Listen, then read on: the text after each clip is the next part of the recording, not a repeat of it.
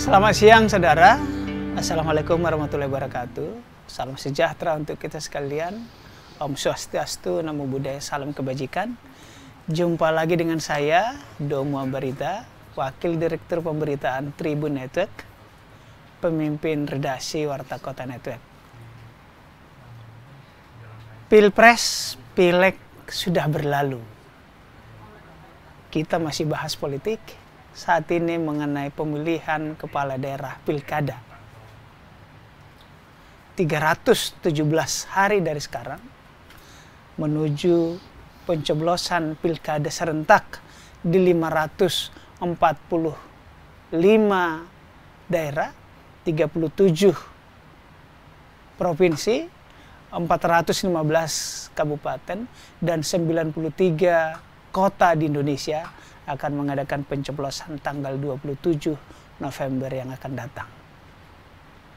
Untuk itu, kami dari Warta Kota Network mengundang penyelenggara pemilu atau pemilihan umum kepala daerah dari Kota Tangerang Selatan, Banten. Sudah berada di studio di Palmera, Mas Muhammad Taufik MZ. Assalamualaikum. Waalaikumsalam warahmatullahi wabarakatuh. Taufik MZ, apa hubungannya dengan almarhum Zainuddin MZ nih? Persamaan nama saja, walaupun beliau dai sejuta umat, ya mudah-mudahan saya penyelenggara yang juga punya dapil 7, punya DPT lebih dari 1 juta. Iya. Warga Tangerang Selatan 1.400.000-an. 1.400.000. Selamat datang Pak Taufik di kantor Warta Kota. Terima kasih. Pak Taufik, sebelum kita bicara pilkada, kemarin kan ada momentum di mana MK mengumumkan hasil persidangan perselisihan pemilu Pilpres, di mana pasangan 01 Anies Muhaimin dan pasangan 03 Ganjar Mahfud menggugat pasangan 02 Prabowo Gibran, dan MK memutuskan ditolak semua. Apakah Pak Taufik mengikuti proses itu? Ya tentu secara hierarki ya, walaupun itu menjadi ranah dan tanggung jawab KPU Republik Indonesia, tapi kan yang digugat secara nasional, maka termasuk kami di Tangsel, Banten gitu ya, ya kita ngikutin. Ini juga pembelajaran buat kita seluruhnya, bukan hanya penyelenggara, KPU, Bawaslu, maupun DKPP ya, karena pasti akan terbawa dalam sebuah dinamika itu. Masyarakat, baik pemilih ataupun juga kontestan, dalam hal ini tim pemenangan 01, tim pemenangan 03, dan juga tim pemenangan 02, ya ini menjadi pendewasaan daripada diselesaikan, karena kan memang ajang konflik yang sah dan legal pemilu itu. Maka ajang kontestasi itu pasti ada yang menang, ada yang kalah, dan ada ketidakterimaan. Daripada diselesaikan secara liar, maka ada kanalnya, yaitu di MK. Dan alhamdulillah sudah berproses dan sudah selesai. Ini juga kalau kita tarik nanti di persiapan kami di 2024 bulan November, tanggal 27 pelaksanaan Pilwalkot, tentu kalau bicara Tangsel, kan nggak menutup kemungkinan pengalaman kami 2010 proses MK yang menjadi bahkan berita nasional, bagaimana MK memutuskan di Tangsel PSU secara keseluruhan di 2010, 2015 MK tetap walaupun dismisal, di 2020 kemarin tetap saja ada perkara di MK walaupun hanya sidang kedua. Sidang pertama tentu MK mengapresiasi atau menerima lah ya laporan dari pasangan calon yang mengajukan gugatan. Sidang kedua juga diputus bahwa tidak terpenuhi segalanya dan lain sebagainya. Itu pembelajaran. Oh, jadi di Tangerang Selatan pernah ada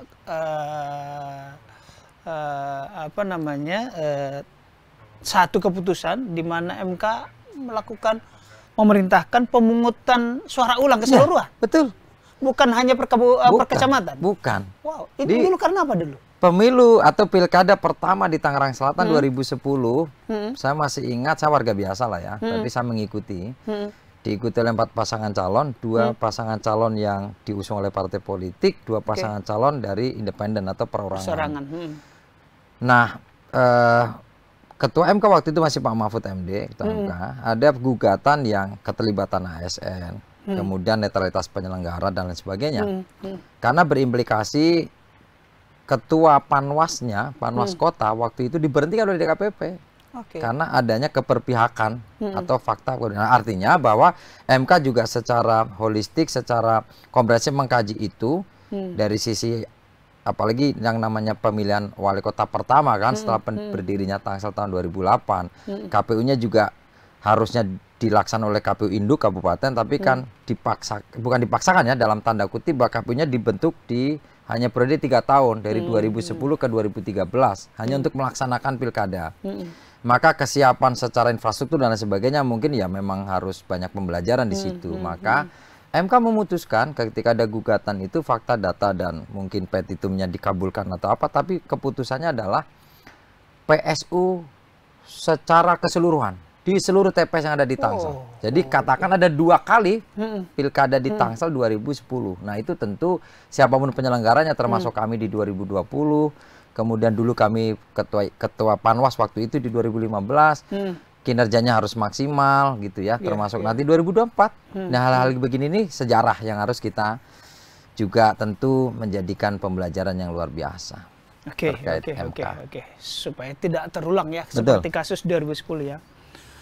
Pak Taufik, tadi kita sudah singgung bahwa pemungutan suara akan diselenggarakan 27 November. Ini April, berarti sekitar Mei, Juni, Juli, Agustus, September, Oktober, 6 bulan menuju ke sana. Sekarang KPU Tangsel sudah pada tahap apa? Tentu pasca PKPU 2 2024 ya.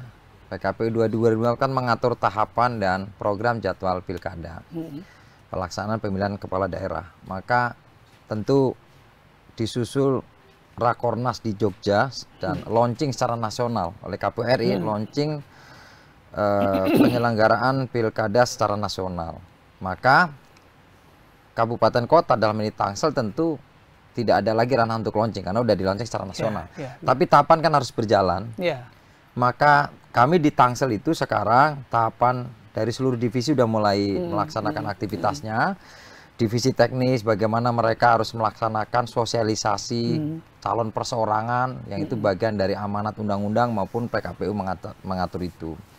Teman-teman SDM, Sosdili Parmas harus ada seleksi badan ad hoc karena memang ini keputusan KPU walaupun ada irisan dan tahun yang sama pelaksanaan pemilu dan pilkada, ad hoc PPK PPS direkrut secara terbuka. Itu kemudian ya kita akan mengadakan sudah berjalan lomba jingle ya untuk mewarnai selama perhelatan pilkada, kan tentu masyarakat harus dikenalkan juga. Maskotnya juga. Nah nanti pasca maskot dan jingle sudah kita tetapkan yang menang atau yang dipilih, ya kita juga akan sosialnya ke masyarakat. Nah momen-momen itu juga kita punya ranah sosialisasi. Di samping memang kalau dari sisi pembahasan anggaran RAB kita anggap sudah selesai lah. Dengan Pemkot sudah selesai, dengan stakeholder sudah selesai, tinggal pelaksanaan. Mengapa perlu membuat lomba jingle, lomba maskot? Apakah karena ini terkait dengan partisipasi pemilih di Tangerang, terutama pilkada yang relatif rendah? Salah satu faktor itu ya, kami kan ingin mengajak seluruh elemen masyarakat dan juga keterpanggilan ya, unsur baik itu seniman, baik itu Gen Z maupun akademisi dan seterusnya. Sebetulnya lomba jingle itu kan bagaimana semangat. Ya sebagaimana KPU kan ada jingle pemilu. Itu akan setiap sosialisasi, setiap kita memperkenalkan kegiatan KPU pasti kita mengiringi lagu Indonesia Raya.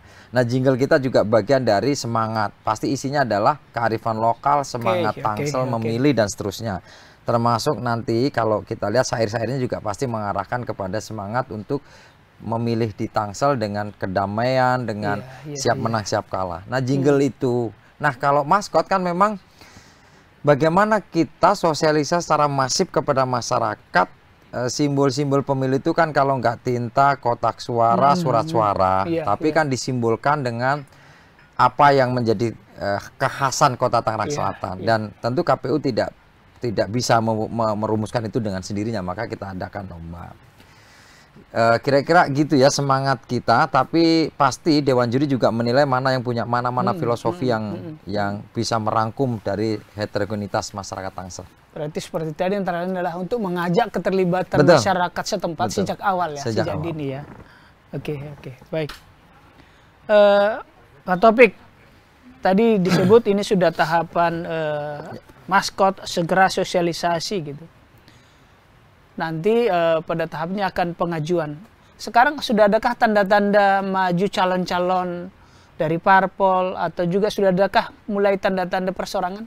Ya, inilah 2020 kemarin ya, walaupun pemilunya di 2019, pasca pemilu itu ya banyak ya tokoh-tokoh yang pasang baliho, kemudian pasang semacam kayak di billboard gitu ya, kan banyak ya yang memperkenalkan dirinya dengan konsep membangun Tangsel, visi singkatnya disampaikan. Ini ya baru 1-2 yang kelihatan mulai agak mempromosikan atau mensuaikan dirinya. Artinya bahwa di Tangsel kok geliat dan gebiar pilkadanya belum dirasa oleh para kontestan nih, oleh partai politik calon pengusung gitu ya, atau calon persorangan.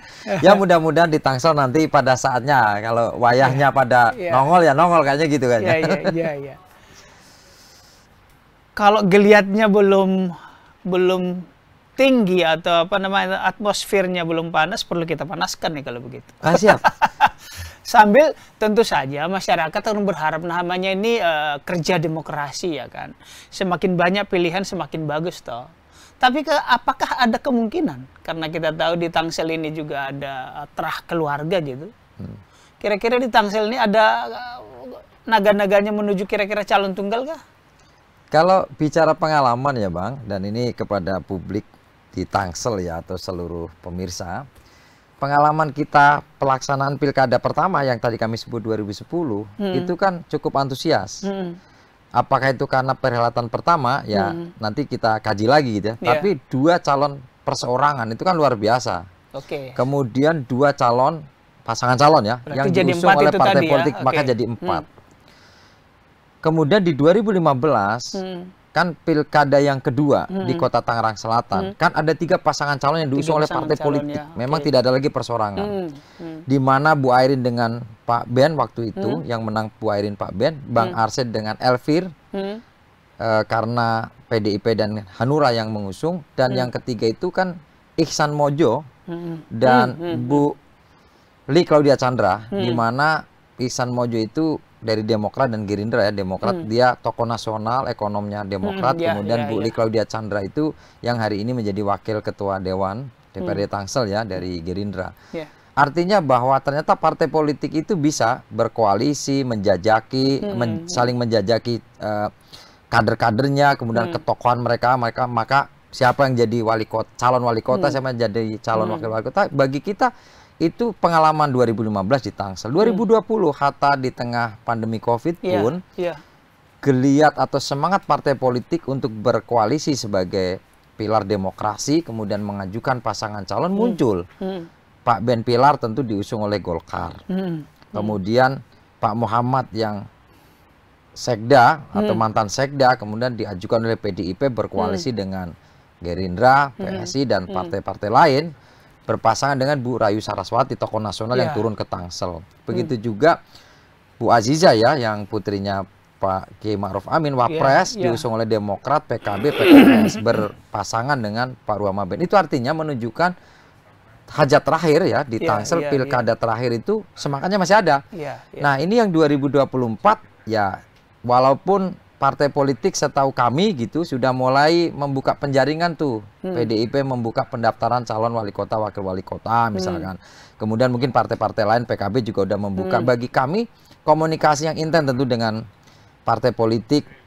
Bagaimana di samping kita mensuaikan calon perorangan, mereka juga akan menjaring. Nah nanti tahapan-tahapan jadwal terkait dengan kapan pendaftaran pasangan calon agar mereka juga punya timeline yang jelas, ya kita selalu komunikasi. Ada elo partai politik di KPU yang selalu berkomunikasi dengan baik. Mudah-mudahan ini menghangatkan tapi secara administratif. Nah teman-teman media ini menghangatkan publisitas maupun bisa memberitakan tokoh-tokoh nasional yang ada keinginan mau menjadi wali kota, wakil wali di Tangsel, ya silakan lah. Itu kami sangat senang. Iya. Mungkin saya menduga karena belum hangat itu tadi, karena kemarin masih ada di MK kan. Ya. Tapi setelah ini mungkin partai politik konsentrasi kan tidak lagi berbicara soal pilpres, tapi mungkin ke pilkada ya. Kita berharap memang ramai pilkadanya, ramai, damai, gitu ya, aman ya. Amin. Ya. Pak Taufik, kalau tadi calon persorangan di Tangerang Selatan dengan 1.400.000 penduduk, DPT berapa sih?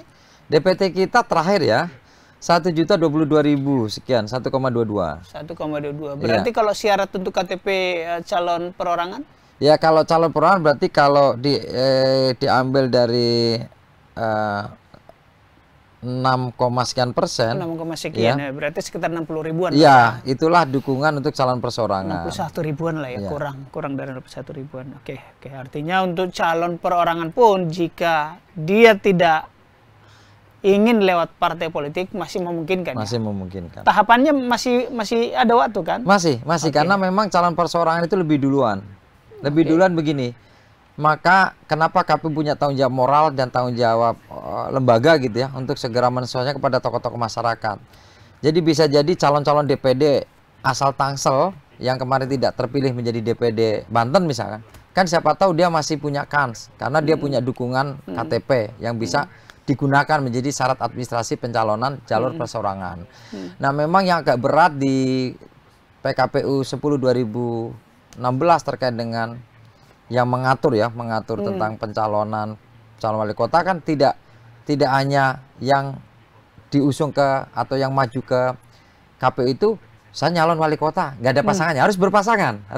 Makanya kalau perorangan itu misalkan si A sudah mengumpulkan sekian dukungan KTP gitu ya, kemudian si B mengumpulkan sekian, maka itu bisa disatukan, maka menjadi pasangan calon persorangan. Sejak awal harus berpasangan? Sejak awal juga harus berpasangan. Okay. Walaupun bergeraknya mungkin masing-masing ya, bergerak ya awalnya kan mungkin semua orang pinginnya jadi wali kota kan, nggak ada yang pengen jadi wakil.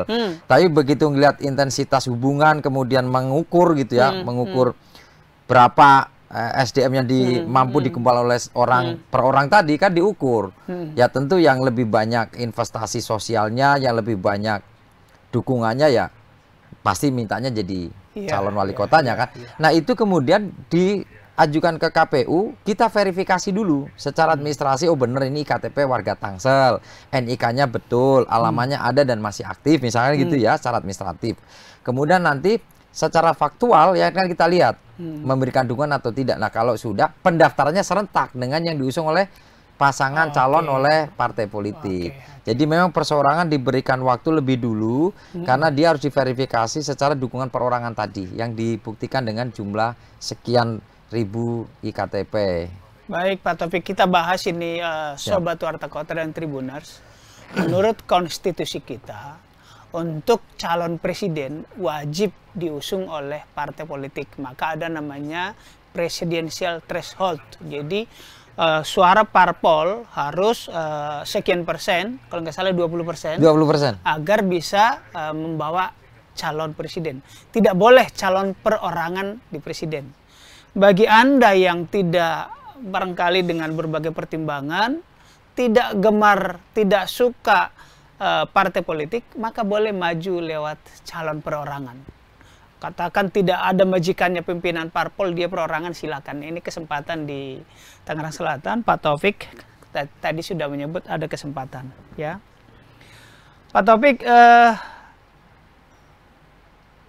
pilkada tadi 7 bulan lagi, agar partisipasi politik semakin tinggi, kita tahu di Pileg dan Pilpres itu komposisi pemilih lebih banyak anak muda, milenial, itu 56%.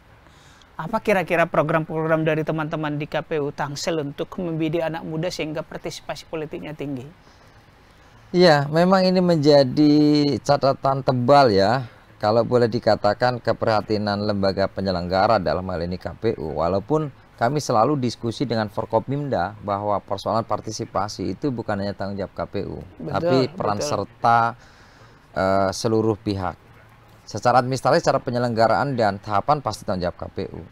Nah memang kita sisi lain bangga ya karena partisipasi di pileg pilpres dari pemilu ke pemilu dari 2014 yang kami ikuti, kemudian 2019 dan terakhir kemarin 2024, partisipasi pileg ya itu selalu di atas rata-rata capaian target nasional.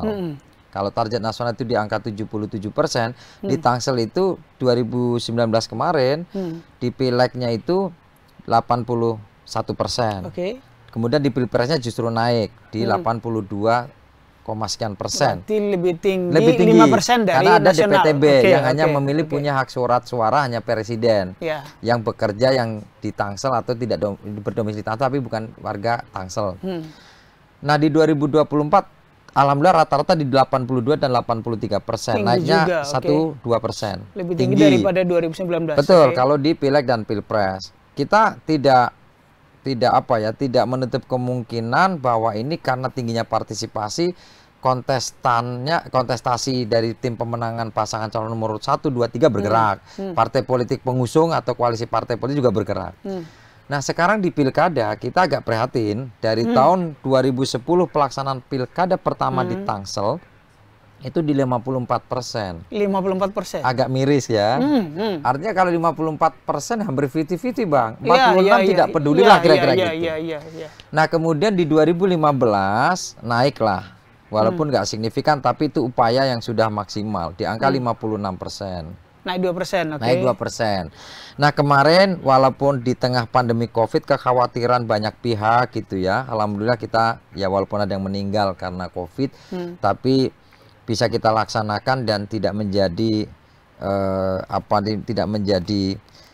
hal yang justru mengkhawatirkan terkait dengan COVID. Tapi alhamdulillah dengan berbagai macam aturan yang kita tegakkan, pengurangan kegiatan, jumlah masyarakat yang hadir gitu dan APD yang kita terapkan secara ketat protokoler COVID itu partisipasi kita malah naik di angka 61,8%. Oh naik ya? Naik. 54, 56, 61,8%. Alhamdulillah. Meski demikian masih di bawah rata-rata nasional. Tapi masih di bawah rata-rata nasional. Bahkan keprihatinan kita kan di Tangsel ini kok relatif antara pilkada dengan pileg pilpres atau pemilihan nasional dengan pemilihan lokal kok agak sedikit jomplang gitu ya, itu angkanya kok gitu. Maka tugas kami tentu semakin ke sini sosialisasi itu tidak normatif lagi, tidak hanya membicarakan tahapan visi misi pasangan calon gitu ya, tapi lebih kepada substansi pilkada, substansi memilih, dikonversinya suara masyarakat menjadi kekuasaan yang akan mengelola SDM sumber daya alam Tangsel selama 5 tahun ke depan kan gitu ya.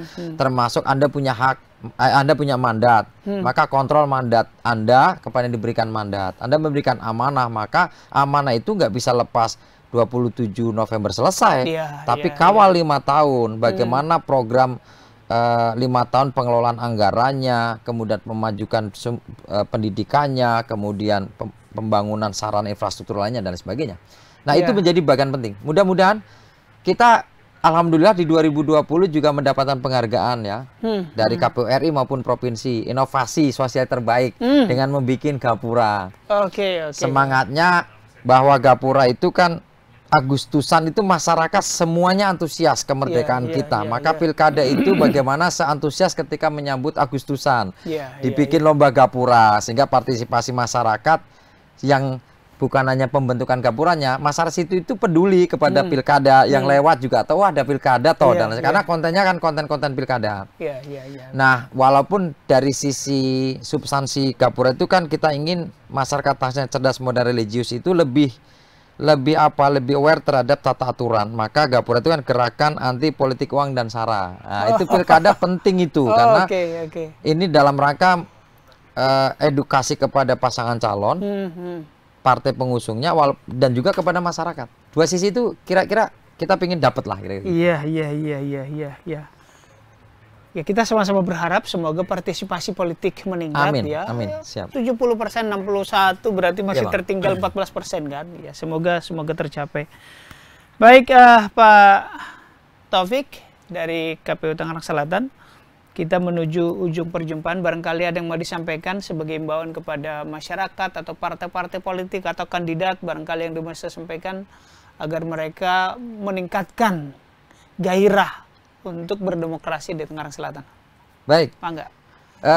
Terima kasih. Alhamdulillah hari ini Tribun memfasilitasi kegiatan podcast dengan KPU Kota Tangerang Selatan. Ini menjadi media untuk kami menyampaikan kepada seluruh partai politik yang punya electoral threshold di tingkat kota ya. Karena sama Bang, pengusung pasangan calon wali kota dan wakil wali kota itu kan 20% perolehan kursi atau 25% perolehan suara sah. Maka itulah bisa dilihat partai yang akan berkoalisi untuk mengusung pasangan calon wali kota dan wakil wali kota bisa dihitung dari perolehan suara sahnya. Kalau sudah sampai angka 25% silakan mengajukan kepada KPU.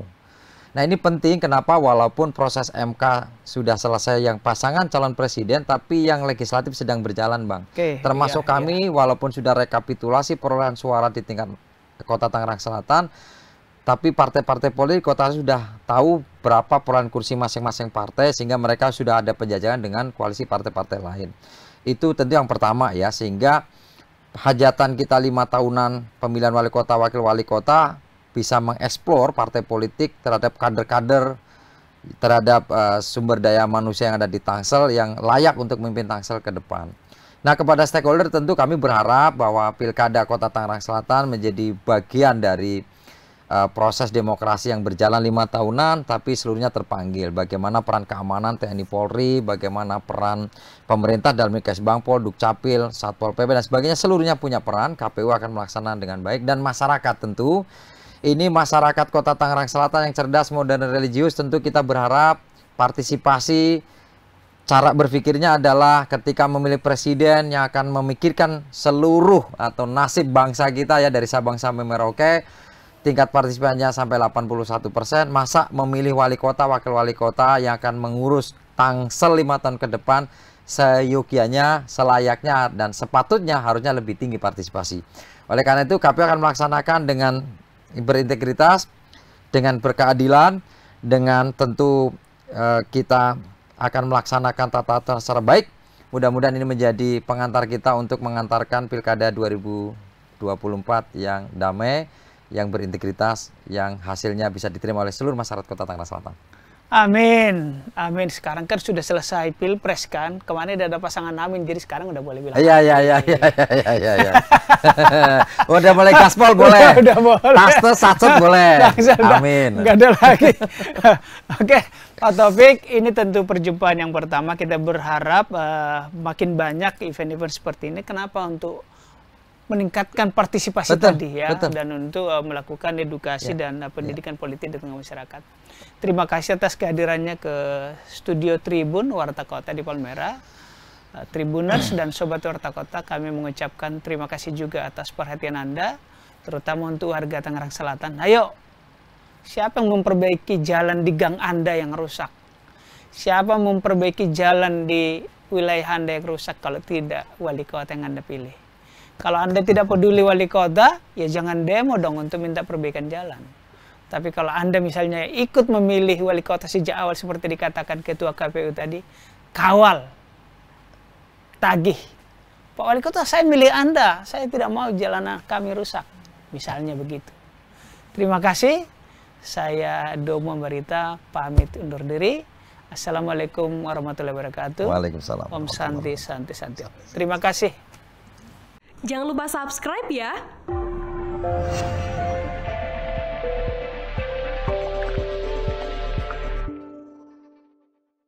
Jangan lupa subscribe ya.